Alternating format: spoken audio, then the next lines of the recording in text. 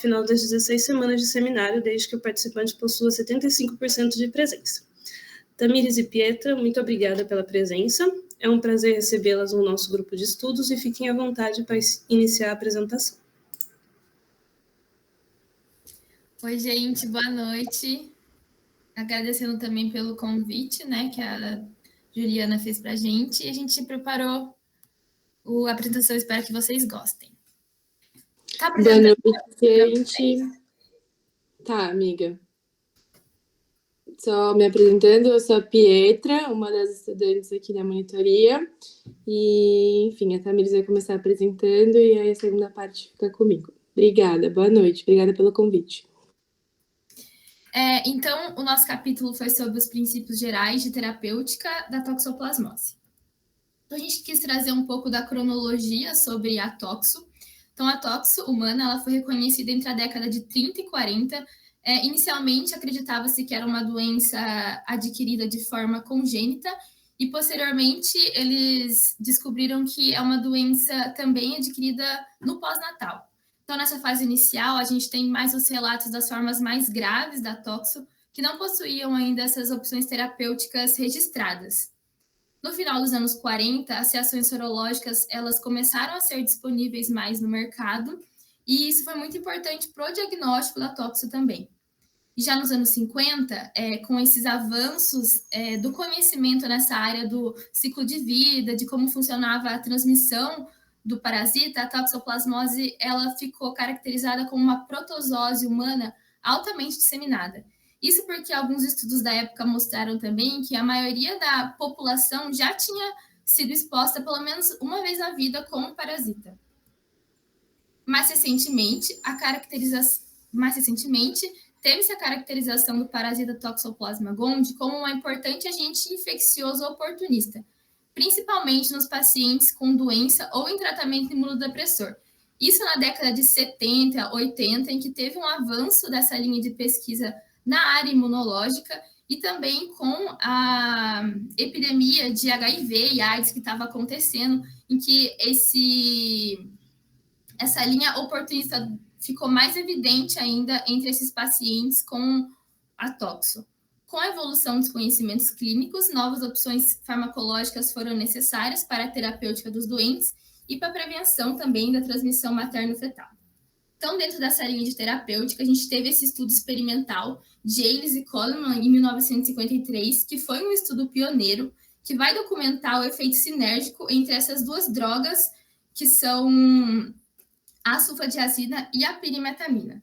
Elas falam sobre o efeito sinérgico, ou seja, quando essas duas drogas elas são usadas em conjunto, elas apresentam um potencial de ação maior do que quando elas são usadas individualmente. Então, no próprio documento original, ele fala que a ação dessas drogas é tão significativa que proporciona fundamento para a expectativa de que a combinação possa ser efetiva no tratamento da doença humana.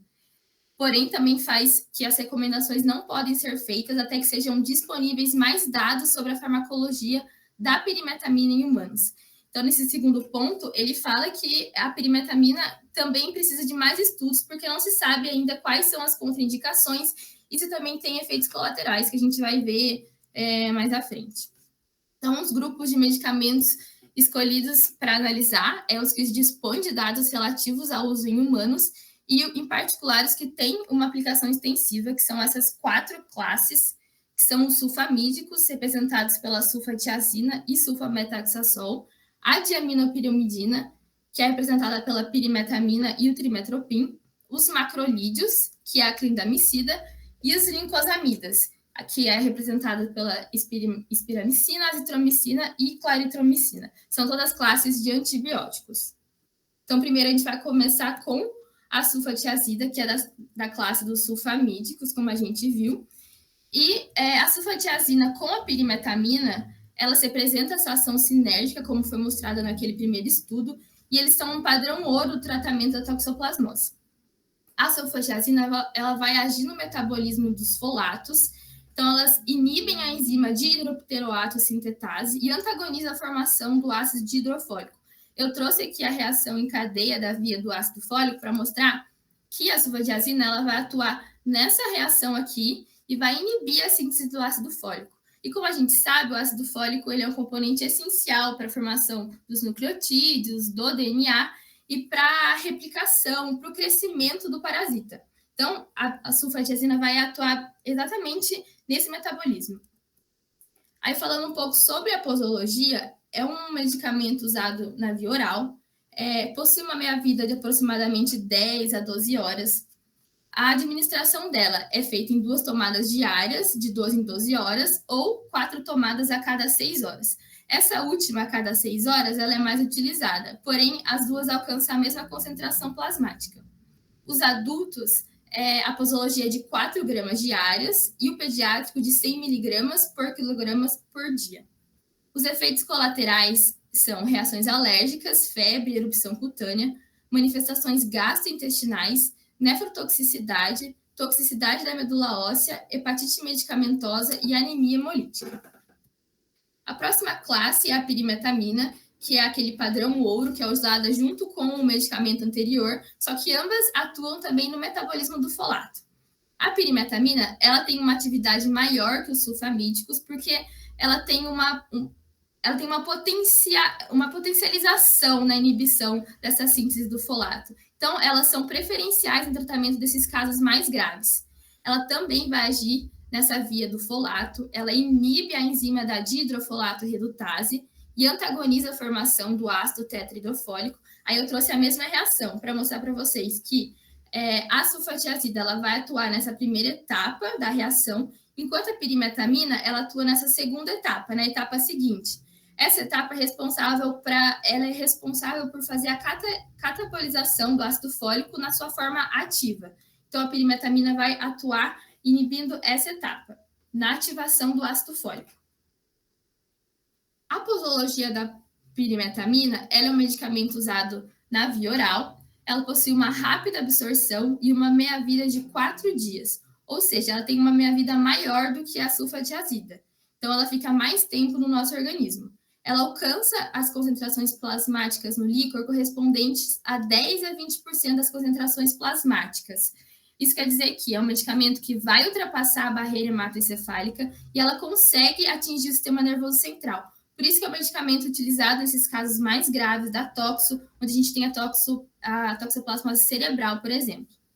Nos adultos, a posologia é de 25 a 50 a 75 miligramas por dia em uma só tomada, com uma dose de ataque inicial de 100 a 200 miligramas, nesses casos mais graves. E para uso pediátrico é de meio a 1 miligrama por quilograma por dia. A gente tem algumas considerações importantes da pirimetamina também, que é devido à sua mielotoxicidade, porque a pirimetamina ela não atua somente na via dos ácidos fólicos do parasita, ela também faz uma depressão de folato nas células humanas, Então, isso pode causar essa mielotoxicidade. Por isso, recomenda-se que após esses primeiros 3 dias de tratamento, a administração passe a ser feita a cada 2 ou 4 dias.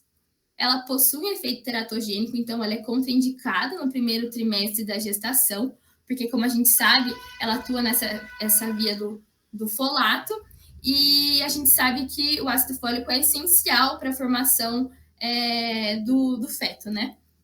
Então, e entre os efeitos colaterais, a gente tem a supressão da medula, então a gente pode ter uma plaquetopenia, uma leucopenia ou uma anemia, por isso é muito importante também que faça esse acompanhamento laboratorial, que os parâmetros hematológicos sejam acompanhados durante todo o tratamento. E também é importante que, durante a administração da pirimetamina, também esteja uma associação com o ácido folínico em via oral de 10 a 25 miligramas por dia, para que esses efeitos colaterais, principalmente em relação à medula óssea, sejam minimizadas. O próximo medicamento é o cotrimoxazol, que é uma combinação fixa da sulfametaxazol com o trimetoprim. Lembrando que a sulfametaxazol ela é da mesma família da sulfadiazina, que a gente viu primeiramente, e o trimetoprim é da mesma família da pirimetamina. Então, os dois medicamentos é uma combinação fixa e ambos também atuam no metabolismo do folato, inibindo essa síntese de ácido fólico. É um medicamento com melhor tolerabilidade e facilidade de administração. Como posologia, é um medicamento de via oral, possui uma absorção rápida e quase completa, tem uma boa distribuição tecidual, inclusive no sistema nervoso. Então, é um medicamento que vai atravessar a barreira hematocefálica e conseguir atingir o sistema nervoso central, para ser administrada nesses casos mais graves também, de toxoplasmose cerebral. A sua administração é a cada 12 horas, e em pacientes mais graves, ele pode ser utilizado na via intravenosa também. Os adultos, a posologia é de 7 a 10 miligramas por quilograma por dia, com base no trimetoprim, ou de 35 a 50 miligramas por quilograma por dia em relação à sulfametoxazol. A apresentação do comprimido é com 80 miligramas em relação ao trimetoprim e 400 miligramas da sulfametoxazol. Em algumas considerações também sobre esse medicamento é que os efeitos colaterais incluem as manifestações gastrointestinais, alergia cutânea e a mielotoxicidade.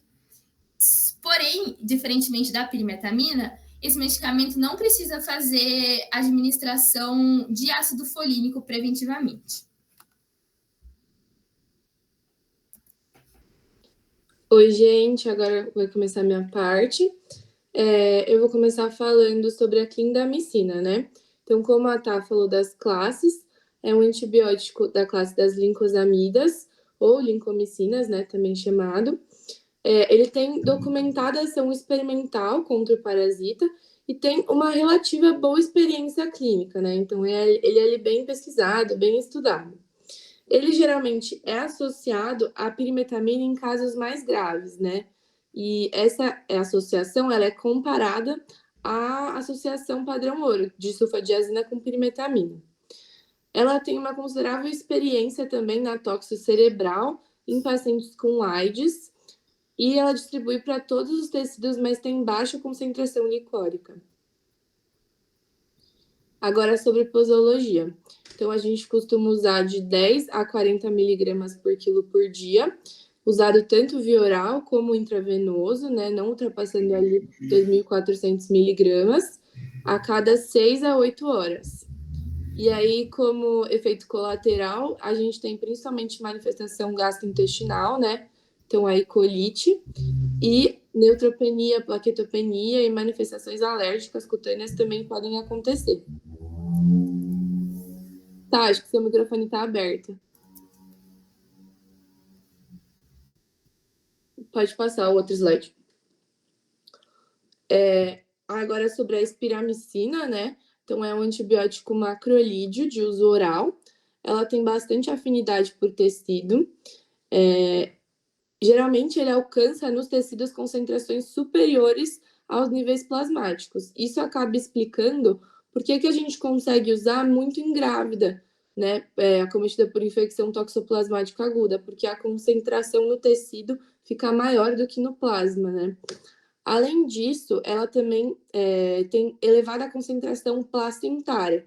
Então, aí vem uma outra utilidade, né, muito importante, de atuar na prevenção da transmissão vertical de Toxoplasma gondii. Aí, então, da mãe para o filho, é um medicamento bastante usado para fazer essa prevenção na gravidez. Agora, pensando no tratamento do feto, então, para tratar o concepto, caso este seja infectado pela toxo, ele já não é tão legal. Por quê? Porque a concentração fetal dele é mais precária. Então, não é tão alta quanto a concentração placentária ou a concentração no tecido. Aí a gente não usa tanto pensando no tratamento fetal. Sobre a posologia uma grama, né, via oral a cada 8 horas. E, assim como o anterior, também podem ocorrer ali intolerâncias digestivas. Agora, sobre azitromicina e claritromicina. Então, esses aí também são macrolídeos e eles têm limitada experiência clínica. Então, eles são menos estudados que os anteriores que eu apresentei. Mas, mesmo assim, eles podem ser utilizados, inclusive, em casos graves, como na encefalite toxoplásmica, né? E aí, de novo, em combinação com a pirimetamina. Essa classe, esses dois medicamentos, né, eles atuam na síntese proteica do apicoplasto do Toxoplasma gondii. Aí, falando sobre a posologia individual de cada um, né, na azitromicina, a gente costuma usar 500 miligramas por dia, até 1.000, né, em casos mais graves. Ele tem elevada concentração intracelular e ele pode ser aplicado ou diariamente ou intervalado a cada 3 dias. Já a claritromicina, né, 1 grama a cada 12 horas. Então, se a gente comparar com o anterior, é um pouquinho aí mais concentrado, mas a gente aplica de 12 em 12, enquanto que no outro ou é diário ou a cada 3 dias, é mais espaçado. E aí, de novo, pode ocorrer ali intolerância digestiva como principal efeito colateral na administração oral desses antibióticos. Então, de um modo geral, todos eles têm mais ou menos o mesmo efeito colateral. Agora, saindo um pouco dessa parte mais específica de medicamento, para falar do princípio geral de terapia, né? Então, o que a gente pensa quando a gente precisa escolher um medicamento para o paciente? A gente tem que avaliar basicamente 2 coisas. Então, o tipo do paciente, né? Se ele é imunocompetente ou imunocomprometido, o que seria isso? Se ele tem o sistema imunológico bom, né? Eficiente, consegue ali combater uma infecção, uma doença bem, ou se ele tem alguma comorbidade, seja qualquer ela for. Por exemplo, uma pessoa com AIDS tem ali o sistema imunológico comprometido. Então, a gente precisa ter um olhar, né, com maior cuidado para indicar qualquer tipo de medicação para esse paciente e até prevenir melhor, né, esse paciente.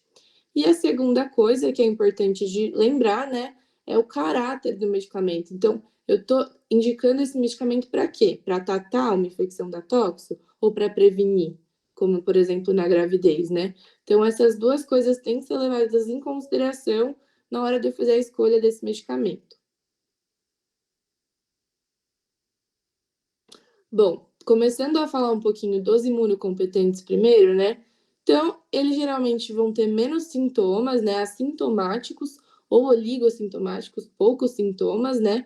E muitas vezes o diagnóstico é comumente, né, despercebido. A pessoa tem toxo ali a vida inteira, não descobre, não tem sintoma e segue normal, né?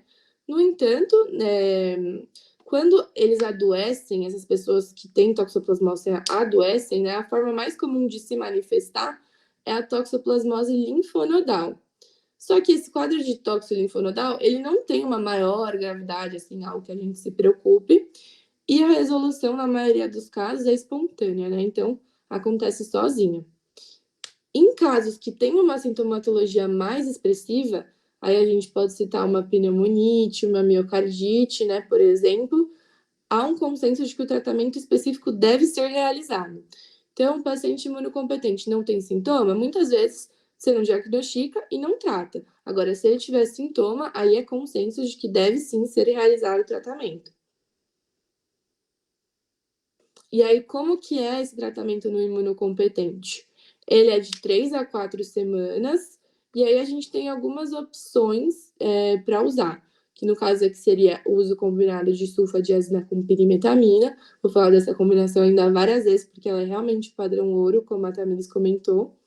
O cotrimoxazol, que é aquela combinação fixa, né, de sulfametoxazol e trimetoprim. E a clindamicina, né, que por mais que seja menos utilizada do que os outros 2, ela também pode ser utilizada, e aí ela pode vir com ou sem a pirimetamina. Agora, na gestante. A gestante é um caso à parte, né, na toxoplasmose. A gente precisa ter um cuidado na hora de se pensar em tratamento e em prevenção, porque é realmente uma condição especial que merece nosso cuidado. Então, quando eu falo de prevenir a transmissão vertical durante a fase aguda, né? Então, a mãe tem toxo, engravidou. Então, eu preciso prevenir, se ela estiver na fase aguda, de passar para o bebê, né? E aí, o principal medicamento que a gente pensa nesse caso, né, é a espiramicina. E ela é preferível tanto na Europa como no Brasil. Então, para prevenção, é ela que a gente vai pensar. Agora, se tiver um forte indício, uma forte documentação de que teve sim uma transmissão intrauterina, né? Então, ali eu pensando no tratamento do feto, o feto foi contaminado, aí o que eu posso usar? Sulfadiazina, pirimetamina, só que após o primeiro trimestre gestacional. E por quê? Porque no primeiro trimestre, as gestantes são intolerantes às sulfas. Então, eu não posso aplicar isso no primeiro trimestre. É só após ele. Além disso, também, a pirimetamina, ela causa depressão medular, né? E ela é teratogênica. E aí, por isso que quando a gente faz essa combinação, muitas vezes a gente associa ela com um ácido folínico, a fim de prevenir a depressão medular. Bom, outra situação especial também é a corioretinite toxoplásmica, né? Que é um alvo de muitas investigações sobre a efetividade do tratamento, então não se tem uma certeza, existem muitos estudos sendo feitos para tentar dar uma esclarecida nisso, mas basicamente os medicamentos que a gente acaba utilizando é a sulfadiazina com a pirimetamina, o cotrimoxazol, que é aquela combinaçãozinha fixa que já foi citada também, e a clindamicina com ou sem pirimetamina. Então, ali se assemelha muito a um tratamento do imunocompetente, sintomático. Bom, agora falando de imunocomprometido. Se a gente pensava que o tratamento não poderia ser realizado em alguns casos no imunocompetente, no imunocomprometido, aqui fica ainda mais evidente que tem um benefício inquestionável de tratamento específico. Então, assim, pegou um imunocomprometido, a gente tem que pensar em tratamento, tem que pensar em tratar. E aí, separando de novo por casos especiais, né? Então, um paciente com AIDS, o que a gente tende a usar? Então, o nosso padrão ouro, sulfadiazina e pirimetamina. Alternativamente, a gente pode sim usar a clindamicina com a pirimetamina e o cotrimoxazol, né, que é a combinação do sulfametazoxazol com trimetoprim. De novo, na toxocongênita, mas agora em imunocomprometido, a sulfadiazina com a pirimetamina, lembrando daquelas exceções do primeiro trimestre que eu comentei, e eventualmente, né, intercalar a espiramicina por período prolongado. Então, aí a gente faz essa observação até ter uma apropriada maturidade imunológica do lactente. Bom, e aí, quando eu falei lá no comecinho sobre como escolher o tipo de medicamento, né? A segunda observação era se o medicamento era terapêutico ou profilático. Eu falei o terapêutico, e agora em relação à profilaxia. Quando que a gente pensa em prevenir a manifestação da doença? Então, um grande destaque é o paciente com AIDS, né? Então, é uma conduta rotineira a gente pensar em prevenção de toxo no paciente com AIDS. Seja emprego primário ou secundário. O que é isso? Seria antes ou depois do aparecimento do sintoma. Se o paciente tem AIDS, a gente tem que estar sempre ali atento na toxo e tentando prevenir ela, fazer a profilaxia mesmo, porque caso esse sistema imunológico do paciente com AIDS dê ali uma desestabilizada, cai a imunidade, a toxo pode sim vir a reativar e iniciar um quadro muito mais grave nesse paciente. Então, basicamente, isso que fala o segundo ponto, né? Que enquanto tiver risco de doença por reativação, cabe ali uma administração prolongada de medicamento preventivo. E o principal destaque de medicamento preventivo é o cotrimoxazol, tá? E aí tem uma utilidade bastante notória dele, que é para pneumocistose. Bom, resumindo, basicamente, né, existem evidências sólidas de tratamento específico, com a inclusão de alguns poucos estudos controlados. Então, mas, assim, é importante frisar que o artigo fala bastante sobre isso, né? Que apesar de existirem muitos estudos, nem todos são desses estudos controlados, né? E ele fala muito sobre a questão da medicina baseada em evidência, que é o que a medicina moderna tem trazido. Então, levantar estudos com base em realmente evidências e estudos de caso controle para ver a real efetividade. Isso ainda demonstram falhas, né, hoje em dia, demonstram divergências de posicionamentos, de questionamentos. Então, ainda assim, é possível levantar questões sobre a efetividade do tratamento em diversas situações. Ainda existem muitos estudos sendo feitos e ainda, inclusive, coincidem opiniões de vários estudiosos, né? Então, cabe aqui o destaque à necessidade de investigações estruturadas na moderna visão da medicina baseada em evidências. Bom, gente, basicamente foi isso. Muito obrigada pela atenção de todo mundo, obrigada pelo convite de novo. Eu e a Tamires ficamos muito felizes de participar com vocês.